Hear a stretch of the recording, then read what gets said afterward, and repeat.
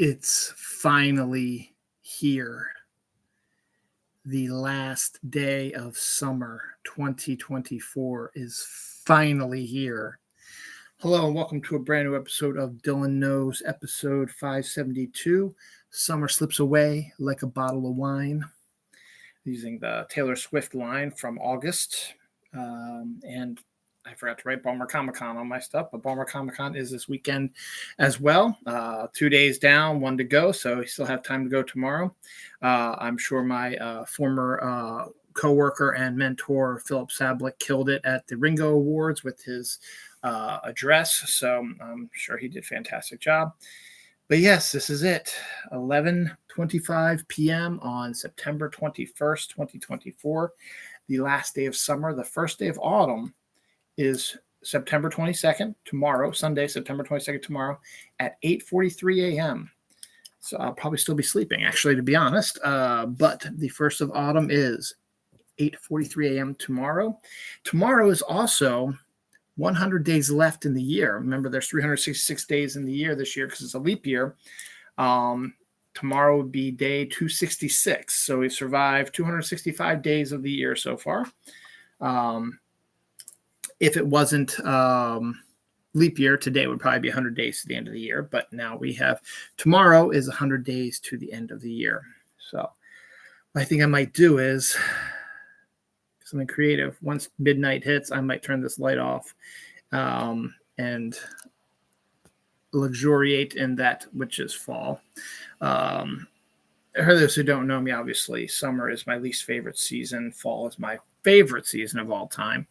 I am planning on doing a top 13 reasons why autumn is the best season tomorrow in honor of the first day of autumn. So stay tuned for that as well. And I had all intention also of trying the Coke Zero Oreo cookie flavored Coke. I have one in my refrigerator right now. I had every intent and purpose of doing that. But I decided I was craving something cold and apple-y, so I got my Bing apple.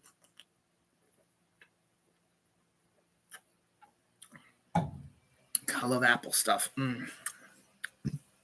Cold and refreshing because summer's holding on with all its might. But let's take a look at the future. It's presently 67 degrees right now. Some rain is on its way here. Let's see if it's on the radar. Spotty, if anything.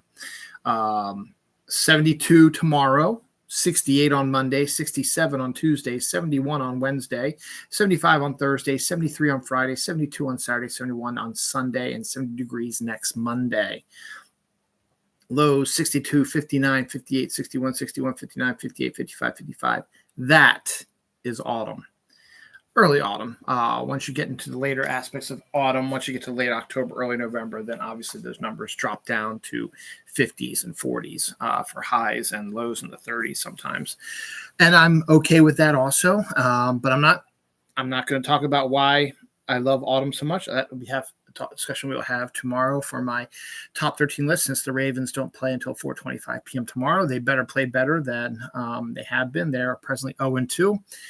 They lost a heartbreaker at home to the Raiders last week, which they should have won, but they gave up 10, 7, 13 unanswered points, something like that. A bunch of bullshit. So, yes, as I mentioned, this weekend is Baltimore Comic-Con. If you haven't gone down already, head down. It's one more day. The Orioles also have their last game of their home. Their last home game of the year is tomorrow as well. They have 6 more games after that away, and then the season is over and the playoffs start. The Orioles are just barely hanging on, and they're not going to go far in the playoffs anyway, I'm sorry to say. So, unlike last year at this time, I remember I was looking through my old stuff last year. This episode was Orange, or next episode would be Orange October, something like that, because the Orioles were the number 1 seed and were expected to go far, and they got bounced in the first round. So it'll probably happen again this year, but hopefully they won't be the leader of the AFC East. So, but yeah, some more Comic-Cons out there. Definitely go check it out if you haven't. That's why I'm wearing the shirt. This week was also Geeked Week at Netflix. They revealed a lot of information about their geek shows. I don't have them all put together, so I will mention Geeked Week if I talk about something that was discovered at Geeked Week. All I do have to say is that 2025 is going to look like a huge year. We already have all those movies coming out that we've talked about before. Now we've got all these TV shows. We'll talk about that in a little bit too.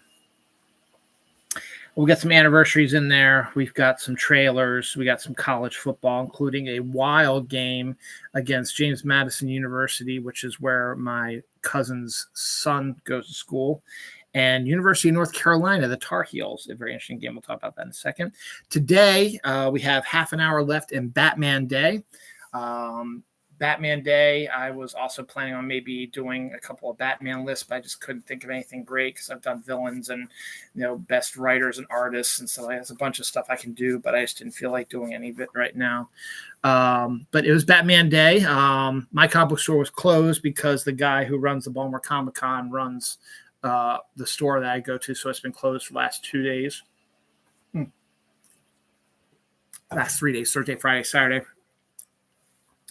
And then tomorrow be closed tomorrow also, and probably Monday also as they're breaking down stuff. So, but that's okay. It's understandable. I got it. It's cool. We're used to it because he's been doing it now for 25 years. So it's one of the more successful comic conventions out there. Comic book creators, usually popular ones, are all down there now. Rank it in their top 5 best conventions of the year. So I gotta love that. So let's get started here with the first couple Geeked Week stuff that I see right here. Geeked Week. No, nerds was Wednesday season 2. We got our first look at that. That is also scheduled to come out in 2025. Which is the first of many great things. And Tim Burton is set to direct 4 episodes of season 2 of Wednesday. So that's outstanding news. Also, with more Geeked Week, Lyra Abova and Joe Manganiello have been cast in One Piece, live action One Piece. Lyra Abova will be playing Nico Robin, and Joe Manganiello will be playing Crocodile on One Piece. I don't know about them because I don't read One Piece, but some pretty good casting so far. Kay Segal is going to be in there as well. They got some good casting coming up. I don't think they actually mentioned it, but I believe that One Piece will also be set to debut in 2025 next year, but I'm not 100% certain. Don't quote me on that one. But I think that is set to debut then also. Something that was not Geek Week related, but people have been talking about, is Bong Joon-ho's new movie, Mickey 17, which is set to debut January 31st, 2025, starring Robert Pattinson. We finally get a look at what it actually is about, and I must say it's quite bizarre. It has little aspects of Moon to it, which is a great movie, by the way. This one seems to be playing more up to the comedy a little bit, but the main story about it is Robert Pattinson doing a really bizarre voice, I must say, plays a guy named Mickey who clones himself over and over again, and scientists, once he dies, scientists learn something new that helps with science, so he has to keep dying, and he gets reborn again and again. So it's a bizarre film, and Robert Pattinson's choice of voice is quite odd, but here we are. Oh, well. Deadpool Wolverine, the 4K DVD, is set to debut October 22nd. Now, that hasn't been corroborated by major sites, but at least 2 different sites have brought it up that are on the thin line of, are they telling the truth or not? So I'm not 100% sure. It's a very specific date, but it is not in Amazon yet. So I don't know if that's true or not. And also, supposedly, it's supposed to hit Disney Plus on October 1st, which is not that far away. Actually, it's next Tuesday. So I don't know how truthful that is either. So we'll see. But it looks like Deadpool Wolverine will be getting some traction here in Blu-ray and streaming here soon, which is Alex is still making money in the movie theater. So we'll see if that actually ends up being the case.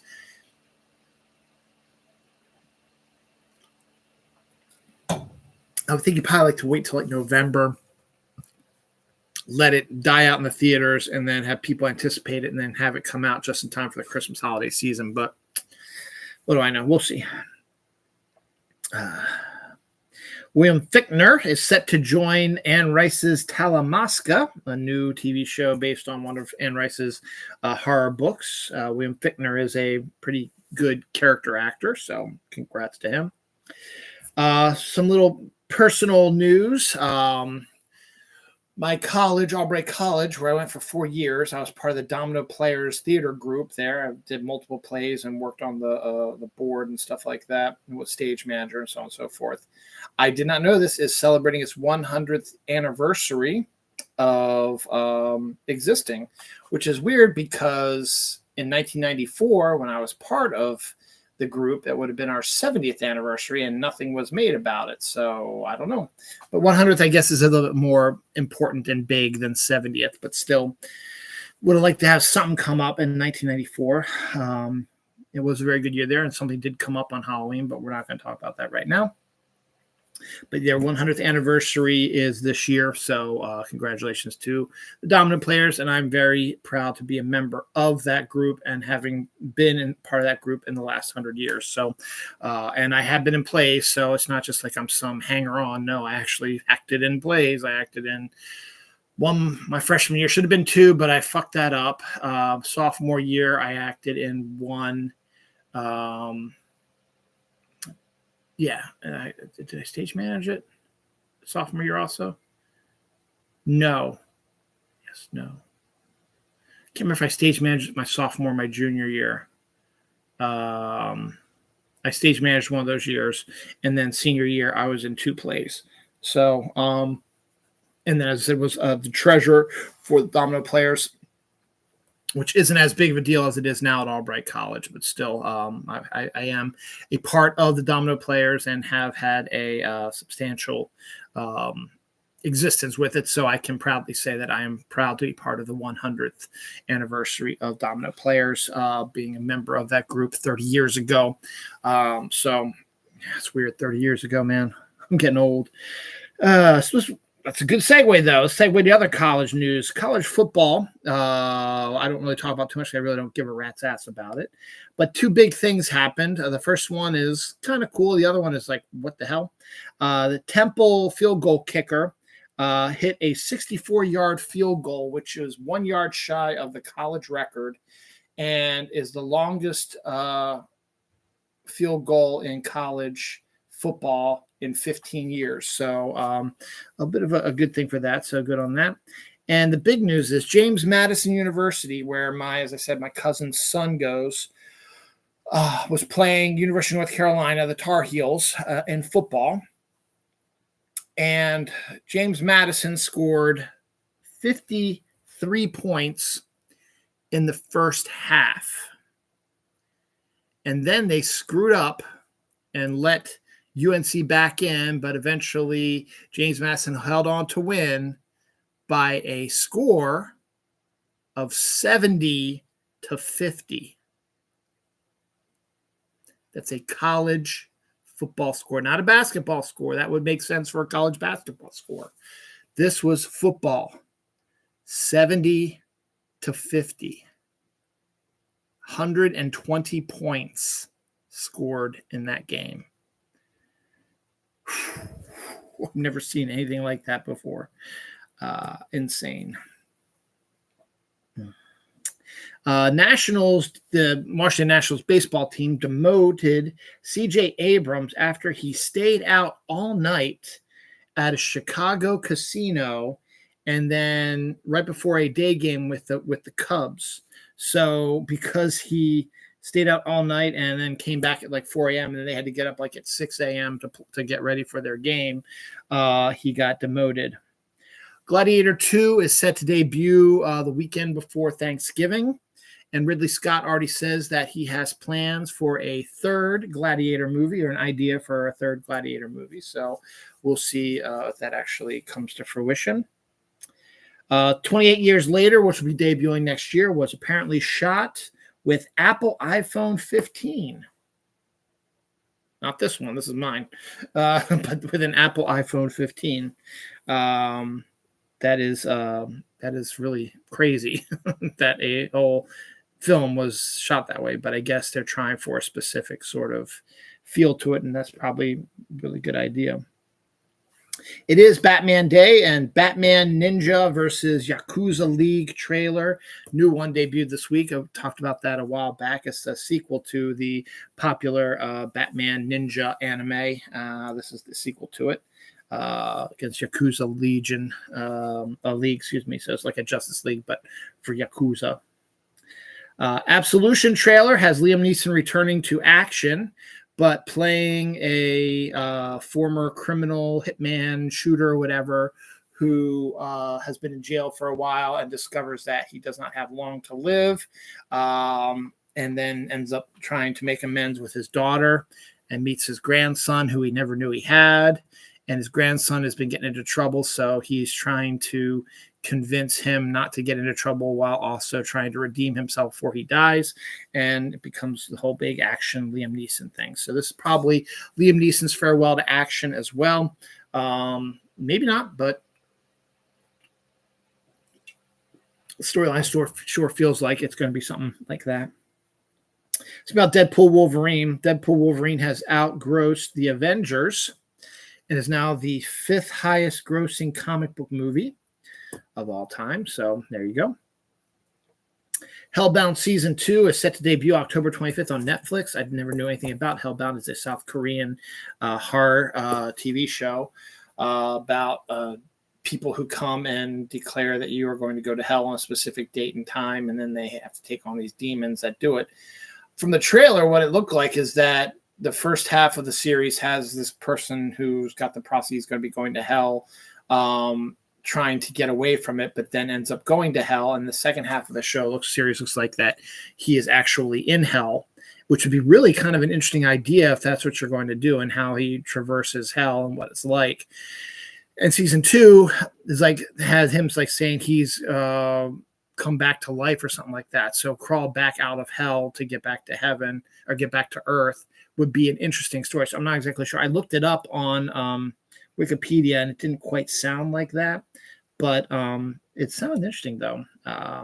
So there we go. The new Australian Office had a new trailer released this week, and I didn't watch it because I didn't give a rat's ass about it. But if you are an Office fan, check it out. It is actually out there now. Couple other trailers. The Sweet Pea trailer shows Ella Purnell of Fallout fame as a serial killer. Yeah, it looks like a pretty standard sort of film. Magpie also has Daisy Ridley showing up as kind of a uptight killer woman also. So what I got from the kind of disjointed trailer was she's hardworking woman who's losing her mind a little bit and just got divorced, and her husband is a former, I guess her husband is a star, ex-husband's a star of a TV show or movie, or it's a guy she likes. I don't know, and his co-star falls in love with him and she threatens. I don't know. It was a weird little thing, but it's Magpie that came out. Trailer came out for that as well. And then Bookworm trailer, which is actually kind of interesting, with Elijah Wood as a dad who barely sees his child and his little girl, and he seems to be sort of like a magician sort of traveler around the world sort of thing, and he wants to take her on an adventure. And she is a smart girl who does a lot of her own research and takes care of her family and stuff like that. She's a young girl. She's like 8 or 9 years old. And she decides to do this and asks her dad to help her find this supposed panther that is lurking in the woods around their house. and they go on an adventure to try to find this mysterious panther, and it's a bonding thing between them. It actually looks pretty impressive. It looks pretty cute. So we will take a look at that later. And Kristen Bell and Adam Brody star in Nobody Wants This. It's a new TV series set to debut on the 26th, which is, let's see, today's the 21st, is 5 days from today. So that'd be what, Friday? Thursday or Friday? Thursday 26th.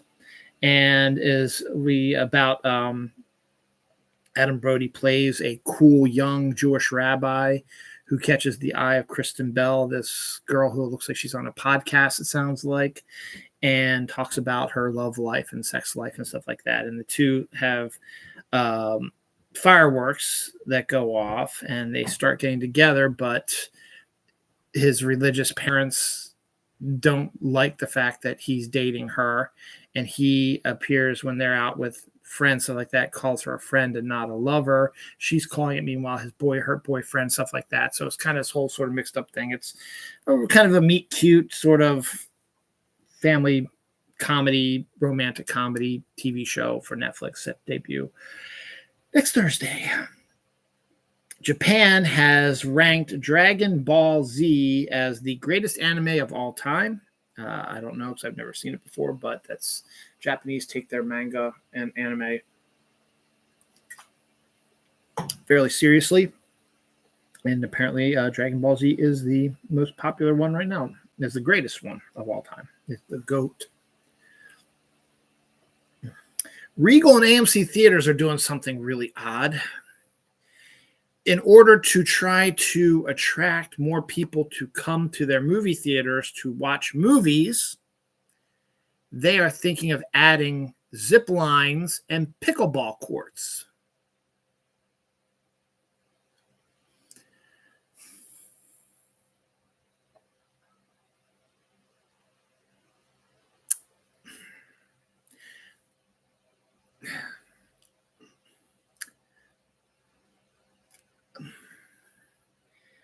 What? I guess it's good side hustle, much like how this actually was brilliant during COVID when the theaters were closed. They would make the popcorn in the movie theaters and they would sell it online, and you could come pick it up and they would deliver it to your car without having to go inside. Zip lines and pickleball courts at a movie theater for people who want to watch movies? Why the hell would you want to go to a movie theater to do pickleball or ziplining? And who would want to do pickleballing anyway? It's ridiculous. It makes no sense to me. You're a movie theater. Your job is to try to attract people to come to the movies. How do you do that? You got to come up with some innovation stuff. You got to maybe lower prices or create a better theatrical experience than is out there now. And it's not entirely your fault. It's the movies that are out there that are not drawing the attention of people because we have streaming, because we have people who are deciding to wait for it to be on streaming, or the fact that film companies who are afraid they're going to lose money again, like they did in 2020, rush out movies on DVD or Blu-ray only about a month or so after they're in movie theaters. Even if they don't do successful, it's always been a 2 to 3 month window before movies were placed on DVD and streaming and stuff like that. And I don't know how you can fix that, but pickleball and zip lines, not the way to do it. Some science now. Scientists have stored human DNA on memory crystals in case of total extinction of the human species. Someone will be able to map out the DNA and I guess create humans again. I don't know. For all you arachnophobes out there, a huge new spider species has been discovered in a Mexico cave. So huzzah for the spiders. And a house cat from Salinas, California, apparently, I guess, was taken with his family or whatever to Yellowstone National Park in Wyoming. And somehow he got lost or escaped or whatever, and did an 80-mile, I think it was 60 days to go 800 miles. And he was discovered 200 miles from his family home in Salinas, California at a shelter. So he somehow made his way from Wyoming to California in 60 days. That's over 800 miles. And still misses home by about 200 miles. But still, he went from Wyoming to California. So congratulations, kitty cat. Glad you are kind of home, I guess. Anniversaries: Bubba Hotep, 21 years ago this week. Bruce Campbell as a Elvis who faked his death. And I forget the black actor who plays him, but a black actor, a black person claiming to be JFK in disguise after his assassination attempt, have to take on a evil horror at a nursing home. It's a definitely unique story, one that we haven't gotten a lot of in a long time, and it was 21 years ago. So, and Sky Captain: The World of Tomorrow, another unique film that never got the love it deserves, is celebrating its 20th anniversary. Came out in 2004. It's Angelina Jolie, Jude Law, I forget who else was, but it was kind of this really, it was ahead of its time. So this black and white CGI sort of film that obviously influenced like Frank Miller's Sin City and stuff like that. And one death, David Graham, the voice of Granddaddy Pig and Peppa Pig, died at the age of 99 this week. 9 minutes. Volkswagen Norway has developed an office chair prototype, which is equipped with a horn and a seatbelt and moves at a top speed of 12 miles per hour. So you can strap yourself into your office chair and go down the aisles of your office, not by walking, but by riding your office chair 12 miles per hour, not 12 miles per hour. Okay. Earth has a second moon. Only for 2 months, but we do have a second moon. It grabbed an asteroid that was passing nearby, and it is going to be in Earth orbit for about 2 months before it disappears again. But we do have officially a second moon. However, it is too small to see. It is about the size of a Volkswagen Bug. And you will probably not be able to see it. Maybe if you had a telescope, you might be able to see it, but it is too small. The reason why you can see the moon is because it's 100,000 miles away and it's big. It's bigger than a Volkswagen Bug, I'll tell you that much. The United States can fit in a portion of the moon, so that's how big we're talking about. This moon was the size of our moon, it would be a different story about what was going on with us, but it isn't. This is just a small little asteroid which is orbiting around us for 2 months. Not going to affect us in any way. It's not going to affect tides, not going to affect, you're not going to see it in the daytime. It is too small to be seen at day or night.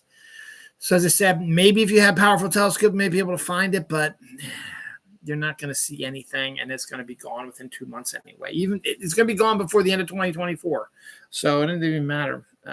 But still, it's kind of neat that happened. Kit Kat Vanilla basically is something that I believe they had done for a while. It must be a white chocolate sort of Kit Kat, but that is a new thing that's out and about now. Weird Al Yankovic has announced a 2025 tour. Dates will be posted soon, but he has announced that he will be doing a tour in 2025.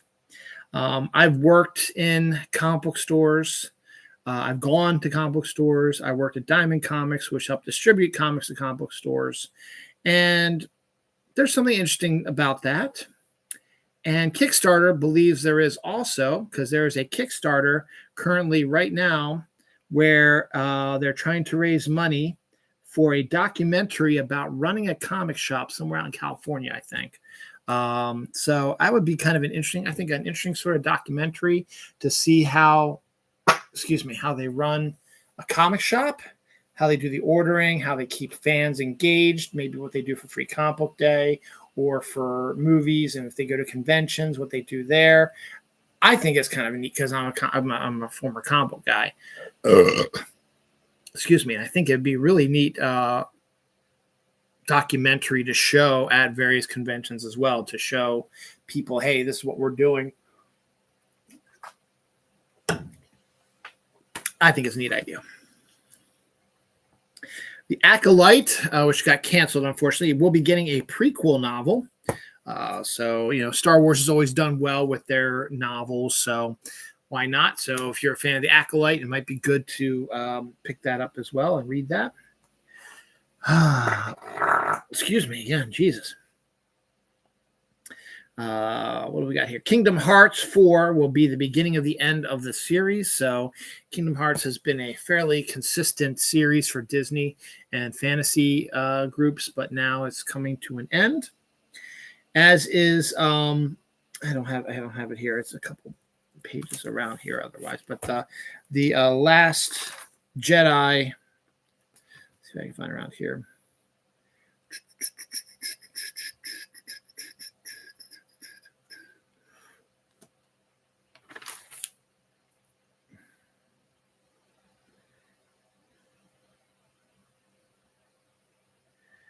Probably come up here, but there was Star Wars Jedi 3 is set to be the final game of that series also. So a couple of important video game series are coming to an end. Nintendo is suing Paleo World, as is the Pokemon Group, as over the Pokemon copyright integration that they put in there. So Paleo World is very similar to what Pokemon does. Pokemon does not like the fact that they're using their idea, so they and Nintendo are suing them. Apparently something called Costco Apartments, which are built near Costco's or by Costco, that have stuff from Costco put inside them. All the furniture, food, stuff like that is, everything's furnished by Costco. Okay. Michael Keaton is set to host Saturday Night Live sometime this upcoming season, which is going to be its 50th anniversary season. Michael Keaton has not hosted since 2015, so it's been a while. So it's good to see him coming back because he's always been a pretty good comedian. Barbarian director Zach Cregger. So Barbarian is sort of this really crazy horror film, is set to direct the Clue movie remake. And I'm not so sure how I feel about that, because is he going to turn it into a horror murder mystery sort of thing and get away from the fun? That's just what it's supposed to be about. So I'm not sure. So it's an interesting choice, but I'm not sure I'm the biggest fan of it. Kelvin Harrison Jr. is now being considered for the Jon Stewart role in the Green Lantern TV series. The idea that they want to go with is that Hal Jordan is going to be the older veteran Green Lantern, and Jon Stewart's going to be the younger, rookie-ish sort of one, and they're going to learn from each other, blah, blah, blah. In The Lost Lands, Paul W.S. Anderson returns to filming with his wife, Mila Jovovich, and Dave Bautista. It is an action film that has got snapped up by Vertical and will be distributed through movie theaters here in a little bit. New Lego Avengers Disney Plus special is set to debut October 18th. It's beginning to look a lot like Christmas, unfortunately, even though it's 2 minutes to fall. But Sabrina Carpenter has announced a Netflix Christmas concert set to debut sometime in early December. So I don't know if it's going to be live, but definitely would probably be live, since Netflix is getting into the live business with football games on Christmas Day this year, which the Ravens are included in that. So that'll be interesting to see if that actually is the case.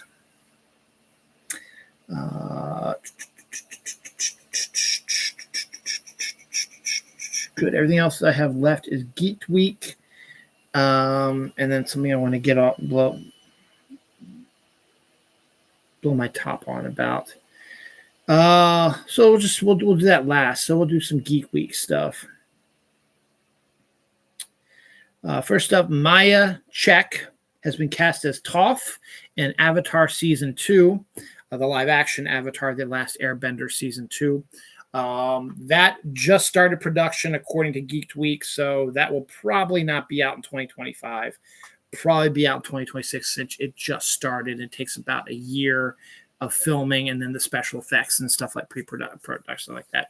It might squeak in at the end of the year, but I'm expecting more of a 2026 debut for Avatar Season 2. But apparently people who've watched the Avatar Last Airbender, this is a very big and important casting, and they believe they got it right. Dun, dun, dun, dun, dun, dun, dun, dun, dun, dun, dun. It is officially September 22nd, 2024.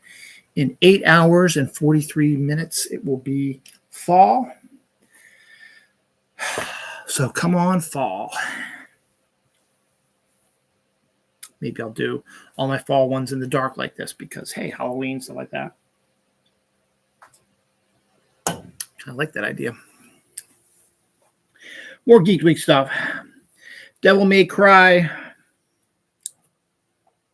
anime series is coming in April 2025. Devil May Cry was one of those that has been out for a while, but then disappeared, and now is finally coming back to Netflix. So with brand new stuff, I'm assuming. So that'll be good for them. People like that. The first Stranger Things trailer for the final season is set to debut November 6th, which is Stranger Things Day. So that's pretty good. They also had 3 of the cast members talk about having 2 lucky fans come to the set to watch them film like the last scenes of Stranger Things. Plus, they had their table read of the final episode, which they're getting ready to film right now. And David Harbour said that it was a very, very tearful farewell. So they are currently filming the final episode of Stranger Things ever as we speak right now. As I said, not till November 6th, which is Stranger Things Day. So we got about a month and a half before we see the first trailer for the new season coming up. In 2025 also. Sandman, Wednesday, Stranger Things, potentially One Piece, potentially Avatar, all coming out in 2025. That is insane if that is in fact what happens. I still believe that Avatar will not be out until 2026, but One Piece has been filming for a while now, so I would assume that. Oh, Percy Jackson season 2 has been filming for a while now too. That's probably set for a 2025 date. That's not part of Geek Week, but that's something I think I talked about before. But that's another thing that's coming in 2025. Then Marvel's got the Iron Chick from Black Panther 2. She's got her own series coming out in 2025 also. Wonder Man, I think, is set to debut in 2025 as well. So we got a ton of stuff. And I have a kitten. Hi, kitten. You decided to come down and visit and help. Hi. So all kind 2025 is going to be absolutely crazy. Oh, yeah, which I mentioned before. Sandman season 2 is coming 2025. They had a first look at that, some cast photos, and so on and so forth like that. So we'll be seeing that in 2025 as well. As I said, also I believe, and he's upstairs now. And I believe One Piece will be coming out in 2025 also, and we get our first look at Tony Chopper, who I guess is a major character in that during this Geeked Week as well. So he appeared as well. Trailer for Squid Game Season 2, which is set to debut on Boxing Day now instead of Christmas Day. Boxing Day, December 26th on Netflix. So that's not 2025, but it's the very end of 2024, though. But that will be out. So they released that. It's a more creepy trailer than we're used to, or was expecting, I should say. Sakamoto Days, which is a hugely popular anime in Japan, is finally making its way to Netflix next year. The Witcher, Sirens of the Deep, is also an anime set in the Witcher world, set to premiere February 11th. I didn't know about this. Tom Clancy's Splinter Cell Death Watch will be getting an animated series also coming to Netflix, which was announced during Geeked Week, with Liev Schreiber as the main voice. Tom Clancy is a local writer who passed away many years ago, but is the writer of Hunt for October, Patriot Games, Clear and Present Danger, Sum of All Fears, and is the basis for the creation of the Jack Ryan character that John Krasinski played in the Amazon Prime series for 5 or 6 seasons, and multiple remakes and restarts of it. Chris Pine played him with Kevin Costner in the movie, and Kenneth Branagh, I think, was in that movie also. And then they've tried to, without with honors or without honors, so Michael B. Jordan movie that came out on Netflix, I think, that is set in the world that Tom Clancy created, featuring the character that was in Clear and Present Danger, played by Willem Dafoe in the movie. So it's a lot of and Splinter Cell was always one of these little side jobs that Tom Clancy did, but was not really involved with it. He created the basis for the idea, and then other writers took it over and did stuff. But the fact that they're making an animated series based on Tom Clancy's Splinter Cell is really kind of cool. And it's also based on a video game, I think, also. So it's a pretty good thing. And that was announced this week. And Liev Schreiber is a hell of a good voice to get as well. Magic the Gathering series first look occurred during Geek Week as well. Despite people saying that it was canceled, it has not been since they showed the first look. So it is set to come out from Netflix here soon.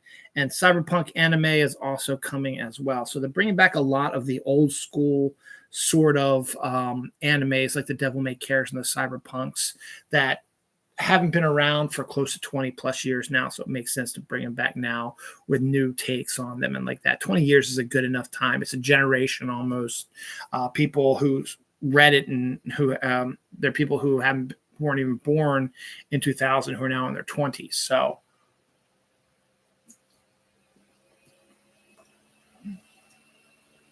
crisp apple. So good on that. I have to go on a rant on this. There is I call it a website, I guess, but they have a Facebook page called Comic Book Movie. And they are the biggest Zack Snyder slob knobbers out there. They report every little goddamn thing about that piece of shit, Donald Trump-esque asshole Zack Snyder. And they're also a bunch of misogynistic twits who revel when Captain Marvel, the Marvels failed, and other stuff. And I say, oh, it's a disappointment in him. It's the worst disappointment that's ever happened. And so on and so forth. They're a very misogynistic group, bunch of assholes. However, something caught my eye this week. The Agatha series all along. That debuted on Wednesday, and I'll be watching the first 3 episodes probably on Friday with my wife and daughter. Debuted this week, and Comic Book Movie did a story saying it had one of the worst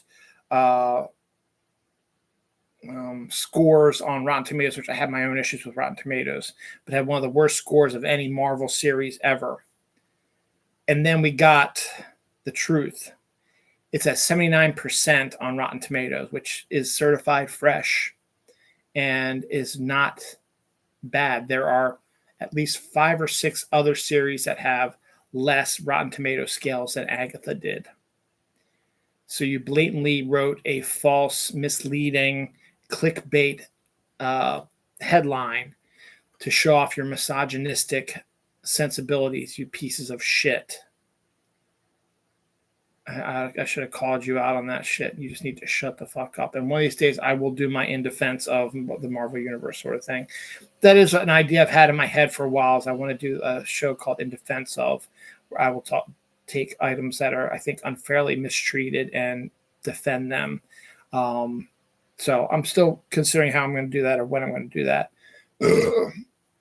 But I plan on doing something like that. So, Comic Book Movie, you can go fuck yourself. Agatha is at 79% on Rotten Tomatoes. Again, I don't really give a rat's ass about Rotten Tomatoes. I have my own issues with that. But apparently it is the gauge of all gauges for people online. because they always bring up the Rotten Tomatoes score. But what they tend to not see is they bring up the Rotten Tomatoes score, and then you see the audience score, and it is always much higher. Or sometimes it's reversed. Sometimes the critics like something more than the fans do. So it's an up and down thing. But like, the Marvels was a good example. Yes, it was pretty low on the Rotten Tomatoes scale, but not terrible. The audience award, though, was huge. It was up in the 80s and 90s for that. And then once it got to Disney Plus, after its short stay at the movie theaters, it became a blockbuster on Disney Plus. So these misogynistic fuckbags can just shut up. The misogynistic shitheads. Rant over. I'm done. Anniversaries. Goodfellas, 34 years ago this week. Never been to watch it once. I think it's highly overrated. That's another one I need to put. Overrated Goodfellas. I'm going to be doing a top overrated movies and also top underrated movies list as well. Goodfellas. I gotta remember that. Remember, Goodfellas, overrated. It is hugely fucking overrated. I watched it once, and that's enough for me. It's same old Martin Scorsese bullshit.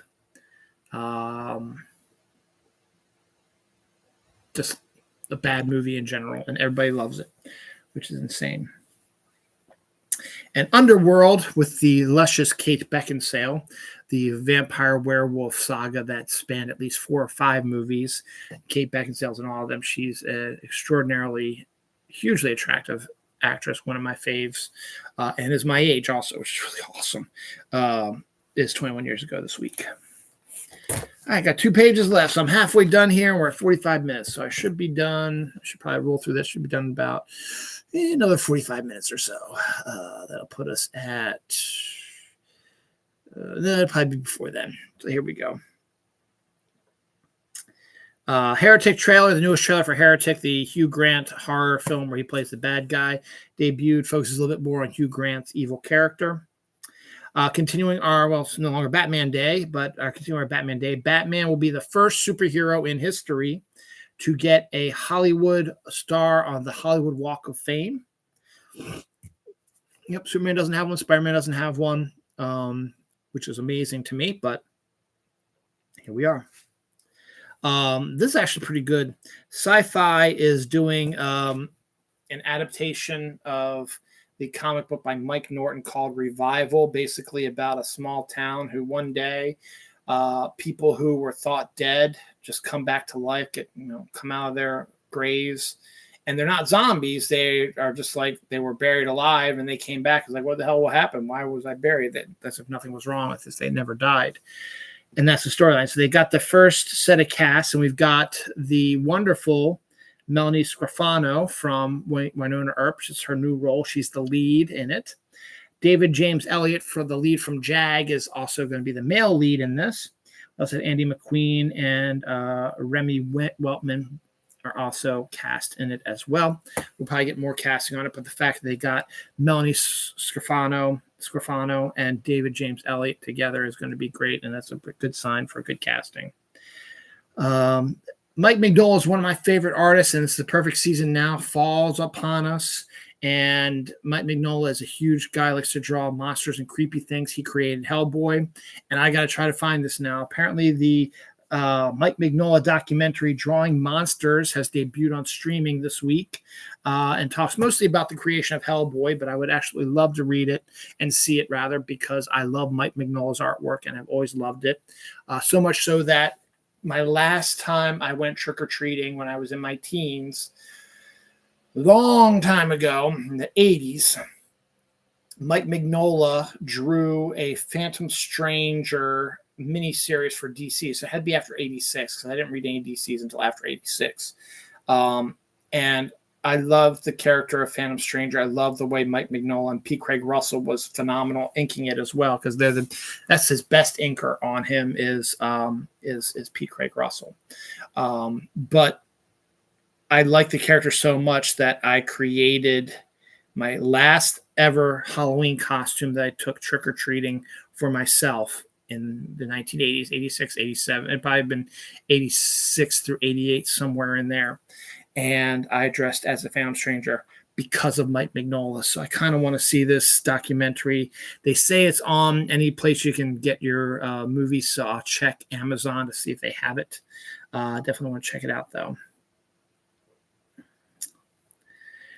The Falcons owner, Arthur Blank, the Atlanta Falcons football team, owner Arthur Blank, is getting put into the Atlanta's Ring of Honor, I guess, later today at their football game. And since he's the owner, he's going to be giving away free food during his Ring of Honor ceremony. So that's going to be crazy to do that as well. Orphan Black Echoes has been canceled by AMC after one season. Yeah. Not really much about that.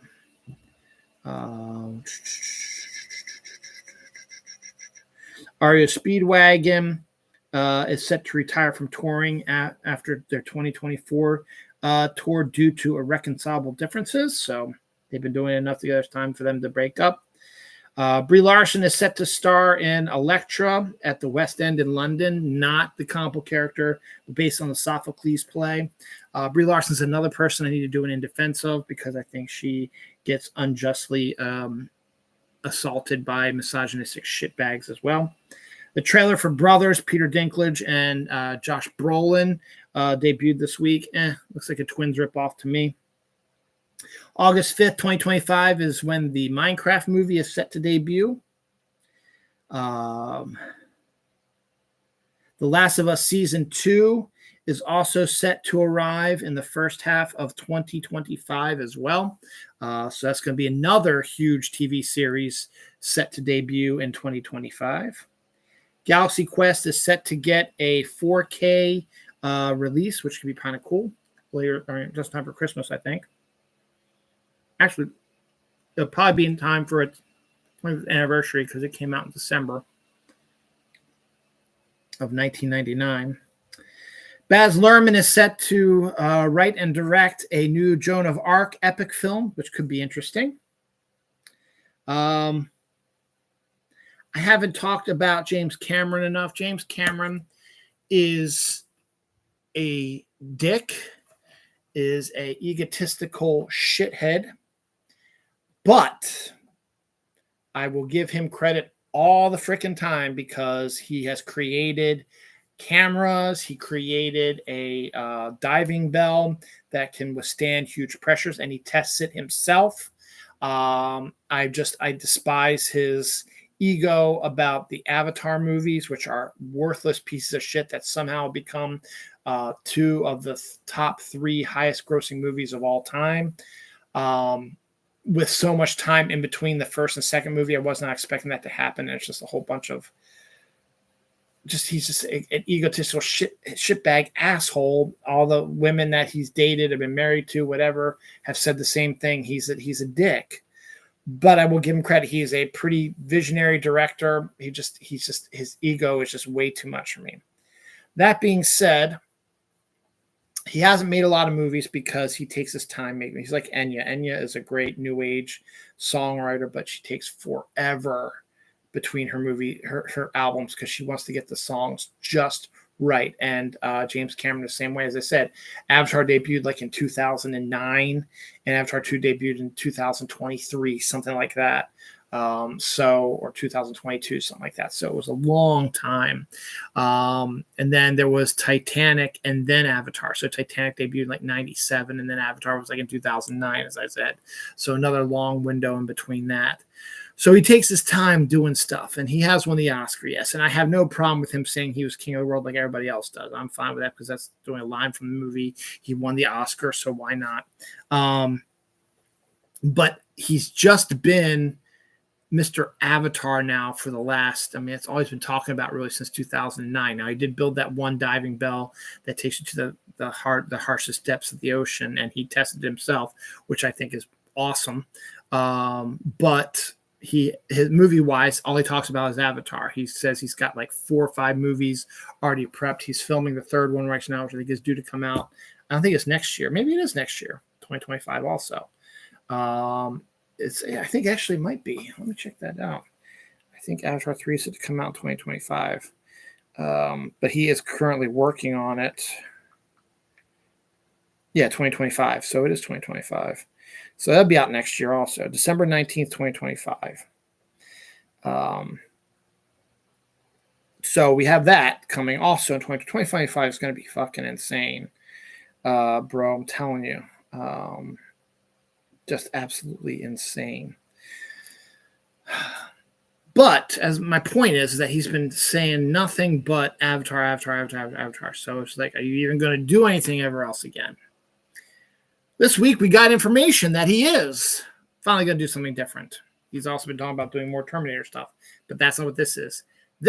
He is planning on directing, and I think maybe adapting, but I know he's at least directing his next non-Avatar movie, Last Train from Hiroshima, based on the nonfiction book about the guy who lived in Nagasaki but works in Hiroshima. And he was working in Hiroshima when he saw the first bomb blast in 1945 that decimated Hiroshima.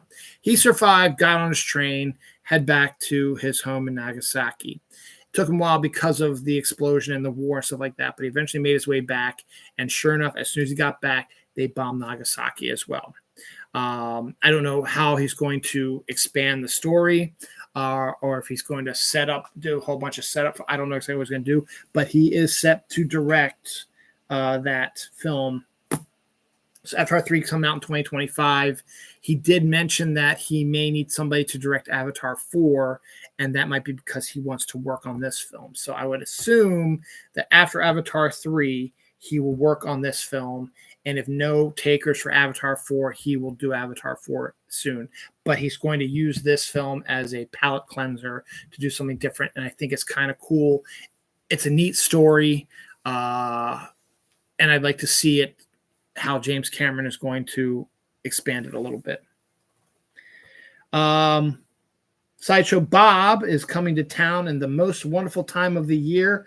October 11th is going to be a Halloween mini show on Disney Plus. They've been doing a lot with Maggie, so now they're going to hit Sideshow Bob doing a little special.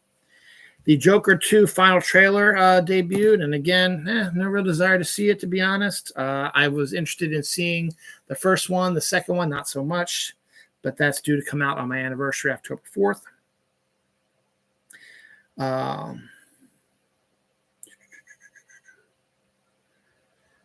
John Cena will star in a Matchbox, a live action film based on the toy. Yes, he'll be making a movie about the Matchbox cars. Barbie, you're killing us, man. I'm telling you. And Jack in the Box is selling a mummy wrapped monster taco at their restaurants now. Don't know what a mummy wrapped monster taco is, but it's a Halloween thing. So, hey, go for it, man. Awesome. This is more for the horny side of myself. Eden, Ron Howard's new film that stars Anna de Armas and Sydney Sweeney. Anna de Armas mentioned because they showed it off at TIFF, Toronto International Film Festival. And apparently she intimated, or it was saw in the debut, that there will be a threesome scene in Eden with Sydney Sweeney and Anna de Armas, who are two of the hottest women actresses out there right now. And every guy in the world just sort of went, I gotta see this movie now. So we'll see if that actually comes to fruition as well. Bear with me on this one. This is a new food item discovered on the shelves, which I've never seen this before, and I probably won't ever see it, but someone saw it, and I have to just give you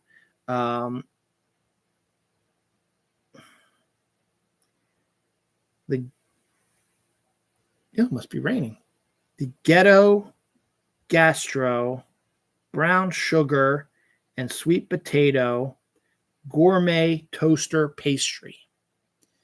It's a Pop-Tart from Ghetto Gaster. That's brown sugar and sweet potato flavored. But the full name is Ghetto Gaster brown sugar and sweet potato gourmet toaster pastry. Quite a mouthful there. Now we had some crazy stuff happening. Police search for a pair who stole a New York City subway train on a joyride and crashed it.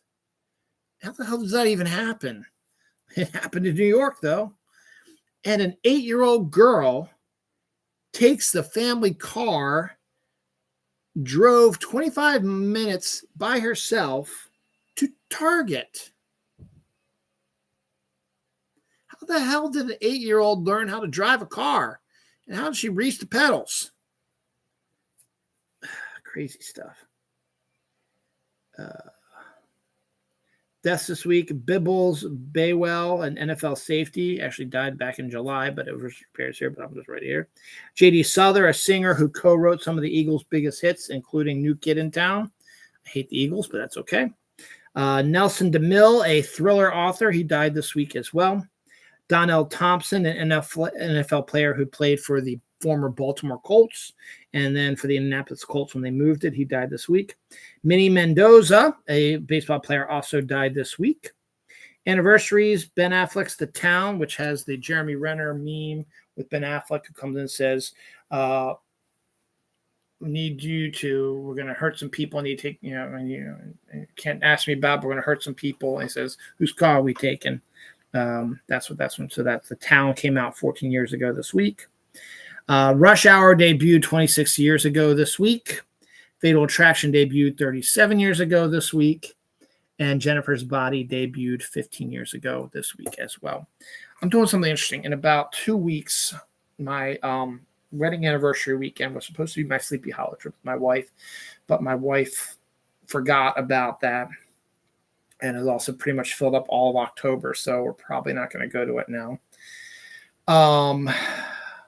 But her and my wife, my son and daughter, are going to be doing a camping trip, fall fellowship up at Broad Creek, which is where my daughter met her boyfriend, in the spring fellowship. But they're going to do the fall fellowship at Broad Creek, again, a great camping site, only an hour away from here. So I'll have that weekend to myself. And what I decide I'm going to do is, because what I always do is I always get myself psyched up. I'm going to watch all these movies I haven't watched in a long time. And I'm going to watch them. And then I get to it and I don't watch any movies, or I watch 2 movies that I've seen before, like Just Like Heaven or Jojo Rabbit or The Martian or something like that. And I end up watching movies I've seen a million times, while these other movies that I've been dying to watch are still sitting around there. And then I play Fortnite and I do all kinds of goofy stuff. What I decide I'm going to do instead is I'm going to force myself to take a stack of DVDs, like 10 of them. I might pick them subconsciously or whatever, but I might just grab a stack of it, put it down, pick up the first one, and just put it in. Don't care. Don't think about it. Just open the 4K player, put it in, play the movie. That way I can watch like 2 or 3 on Friday and then a bunch on Saturday, and then they come back on Sunday. So, I don't know what that was. No, it's not. That was weird. That was a weird beeping noise. So my point is, I plan on doing that. And Jennifer's Body, I think, is one of those movies I'm going to slide into the pile and I'm going to watch. So what I've been wanting, I'm going to focus. I'm going to put a bunch. I'm not all horror because it is going to be the beginning of spooky season. But I think I'm going to do that. I'm going to do John Carpenter's The Fog, maybe Nightbreed. That's one I've been scared to watch, but that might just, if I'm forcing myself to do it, I just do it. I don't know if I'm going to do that or not. But there's going to be a bunch that I'm going to see, though. So that was weird beeping noise. Anyway, so I just saw that. So I plan on doing that. If I do end up doing that, I will talk about it on my show on October 5th. So talk about that. The last page of notes, and then we're going away.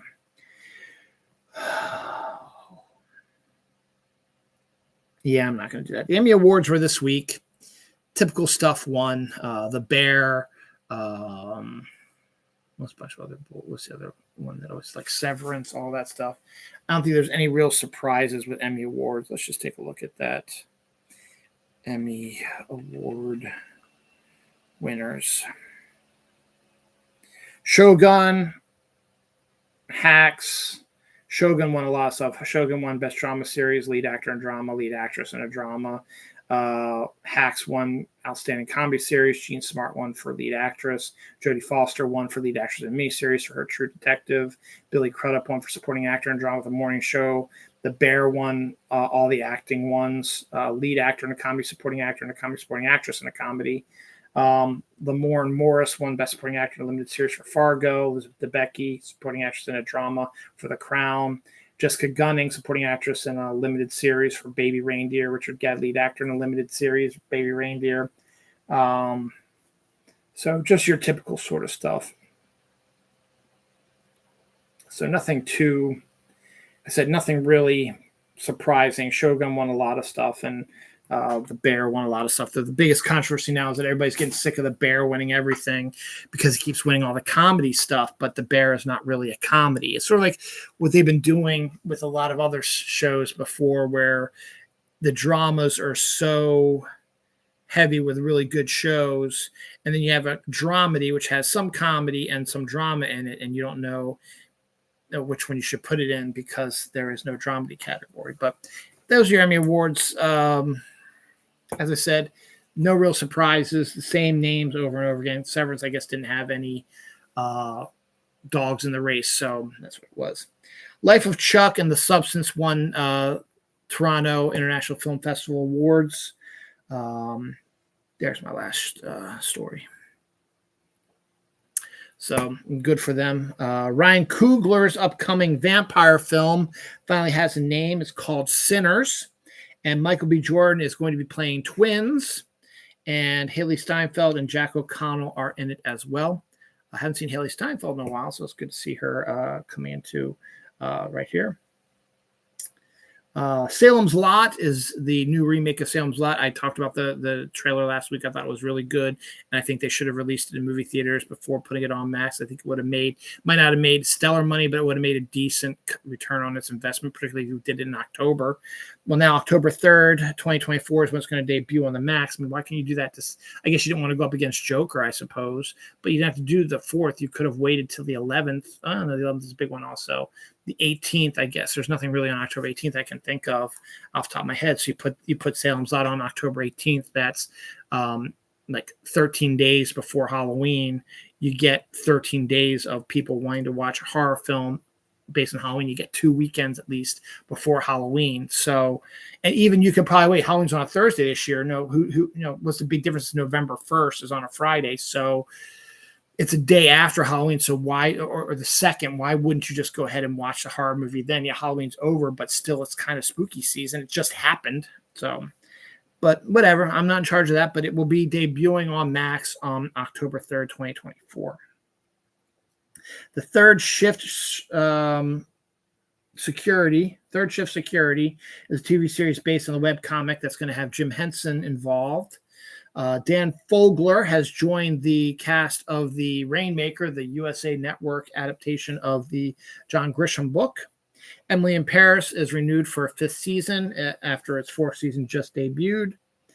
More Geeked Week stuff. Castlevania Nocturne Season 2 is set to debut on January 2025.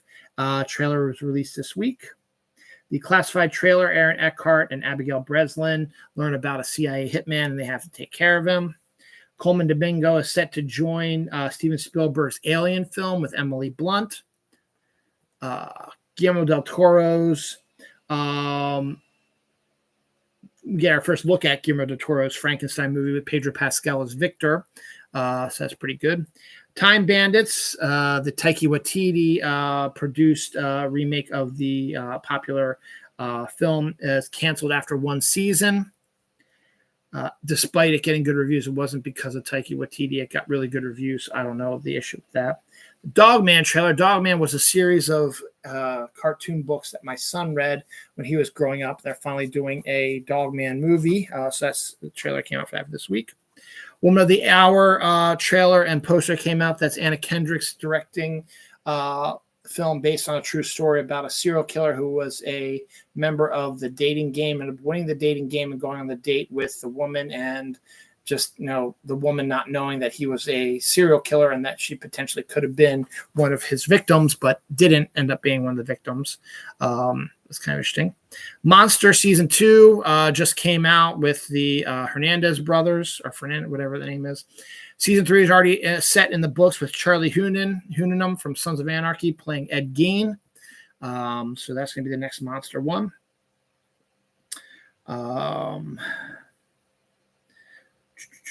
Australia hotspot for biodiversity hotspot recognizes 750 new species that were just released in the past year. Texas suffered through a 5.1 earthquake, so there's something going on out there. California's been getting hit with a bunch of 4-pointers, and Texas has been hit with a couple lately also, so something is brewing somewhere. I'm not exactly sure what, but we'll have to keep an eye on that as well. Pokemon crime strikes as a card store loses $70,000 worth of goods in a robbery. So that's insane that happened. Multiple people were shot outside of last week's Lions-Bucks game, including one person died from the gunshot wounds. Always disappointing when we have those things. Before we get to the last story of the week, deaths this week. Tito Jackson, Michael Jackson's brother and member of the Jackson 5, passed away this week. And Dalton Weiss, Monk's Corner teen bull rider, died at the age of 14, which is really too early to die at. Anniversaries. We have Amadeus 40 years ago this week. We have Miami Vice, also 40 years ago this week. The TV show debuted 40 years ago this week. Time Cop is 30 years ago this week. Debuted 30 years ago this week. For the Love of the Game debuted 25 years ago this week, 1999. Such a great idea, premise for a story. Sam Raimi directed, and Kevin Costner always does good with baseball films. He plays a veteran pitcher. It's the last game of the season. His team, I guess it's the Tigers. They're not in playoff contention, so they've already been eliminated. They're playing the New York Yankees, who are in playoff contention. It's the last game of the season. And Kevin Costner is probably going to be his last hurrah. He's an aging baseball pitcher who is probably going to be released because he's too old to pitch now, or maybe it's time for him to give up. But this is his last outing. The Tigers don't care. They know their season's lost, so they put him out for one last hurrah, whatever. But a strange thing happens. He pitches a no-hitter against the Yankees. Now, the movie intersperses between his no-hit bid and him thinking about what happened to his life leading up to that point, losing his wife and his child, his wife divorcing him, stuff like that, and falling in love with all this other crazy stuff. So it does flashbacks while he's on the pitcher's mound pitching a no-hitter. And John C. Reilly, who is a great character actor, plays his catcher. And I've seen a clip of before he comes out, and Kevin Costner is not aware that he's pitching a no-hitter because his mind is lost in his current problems. So it's a really, I think, an underrated sort of film. My wife saw it. She didn't like it in the movie theater. I liked it. That's just me, though. Speaking of baseball, 26 years ago this week, Cal Ripken Jr., local guy, local hero, stopped his consecutive streak of starts at 2,662, something like that. So that's the record, and he was soon out of the league a few years after that. The Perks of a Wallflower with Emma Watson playing a role completely different than Hermione and killing it came out 12 years ago this week. Seven debuted 29. Yep, 29. That was like 1995. Yep, 29 years ago this week. That's another movie I'm only going to see once. I saw it. It's got a good twist, but it's too much for me, and that's just me. It's too much for me. Last story of the day in this, not quite first day of fall, but it is officially September 22nd, which is the first day of fall, 8:43 a.m. So that's about 8 hours from now, 8 hours and 10 minutes from now, we will get the official first day of fall equinox, as it were. Plane has to make an emergency landing after a mouse jumps out of an in-flight meal. How the hell do you get mice on an airplane? Never seen that before. There's snakes on a plane. There's motherfucking snakes on the motherfucking plane, but no mice on a plane before, and that's pretty crazy. I think that's it. That is it for episode 572. Summer slips away like a bottle of wine. It is officially September 22nd. It is fall. 573. What do we got going on this week? We got the cool weather going on this week. And that's it. Francis Ford Coppola's Megalopolis, which I have no desire to see, is set to debut on Friday. I'm going to the dentist on Thursday, so I get to leave work early on Thursday. Now, Friday originally, the 27th, was originally going to have Interstellar's, what do you call it? 10th anniversary. Yeah, 10th anniversary IMAX showing, but the IMAX films got destroyed, so they have to redo them. It's now set for December. I think The Wild Robot also comes out this week also, which is a good movie. And it will be a good movie, I think. And I plan on I'll probably see that on the weekend they're gone. So I'll be watching movies here, but I think I want to see The Wild Robot. So I might actually maybe go out to the movies a couple times. So I might not watch 10 movies. We'll see. We'll have to think and work it out. Because I want to see Beetlejuice also. And I want to see The Wild Robot. The only real weekend I can probably do that is the weekend of my anniversary because they'll be away from the house. We'll see, though. Maybe I'll figure out a way to get over there. I don't have any time, so I can't take any time off from work. So we'll see. And then Saturday night comes out October 11th, so we'll see. So other than that, not much else coming out this week. It is, as I said, the beginning of fall, of autumn. I am ecstatic. Temperatures are going to be great. And I think that's all I got to say about that. So thank you for watching episode 572 of Dylan Knows. And let's soldier on. Ladies and gentlemen, it's autumn, baby. And stay tuned for tomorrow's episode of my top reasons why autumn is the best season. Okay, farewell.